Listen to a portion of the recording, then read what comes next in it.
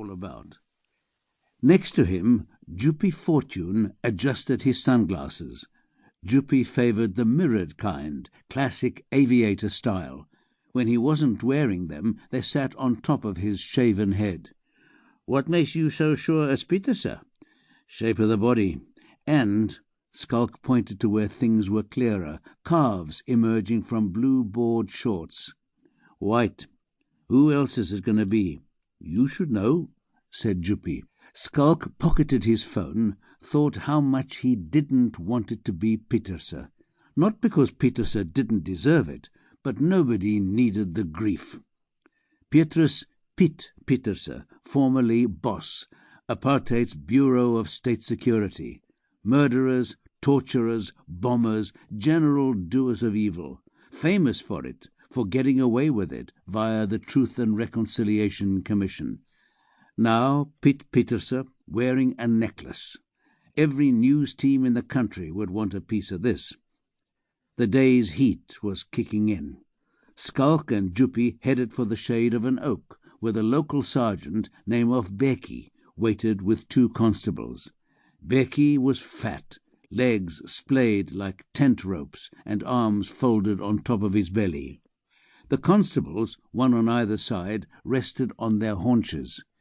Becky saluted. The constables snapped to attention. Schalk waved them down. At least Becky was on the ball.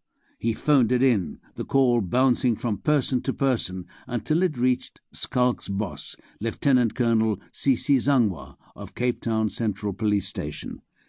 When Colonel Zangwa phoned Schalk, she told him this would be big, so find Captain Fortune and both of them get out there ASAP. Now she waited to hear what was what. She picked up immediately. "It's him," Schalk told her, lighting a lucky strike. Tapping, pencil on wood. "Is it a farm murder?" "Not a lot of necklaces in farm murders." "Okay, keep me in the loop, and make sure nobody there talks to the media.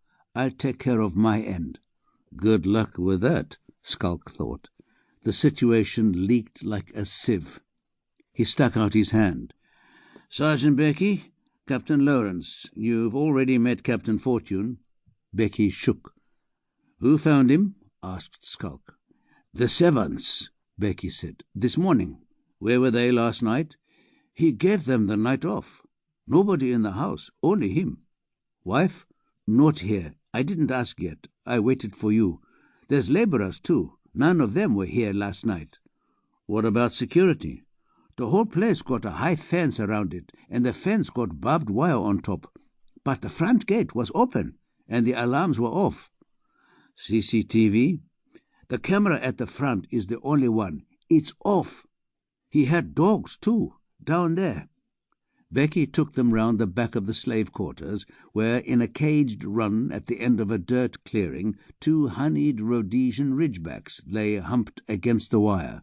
Not a lot of blood. Schalk sent Becky and his boys to check the perimeter and keep reporters out. He and Juppie took the buildings. Nothing in the garage except cars. The old slave quarters had become a barn, and inside it was dim, smelling of earth and oil. The end wall was lined with apparatus of a working farm. A tractor, wheelbarrows, barrels, spades, containers stacked neatly on shelves. Another wall supported high stacks of wooden crates. In the corner between them sat 3 Dunlop tyres, piled one on another.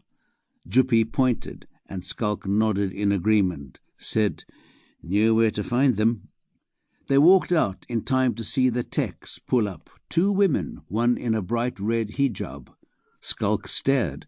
This was the first time he'd seen 1 female forensic technician, never mind 2. Not surprising, really, given the turnover. The moment people got trained, they left. State-of-the-art equipment and nobody to use it. No wonder the cops couldn't win a case. The hijabi was in charge. She was soft-cheeked and older, looked like someone's mother. "Captain Lourens?" "Yeah." "Zainab Khamsin?" Schalk shook a plump hand, pointed at the sky. "Get going before the choppers arrive."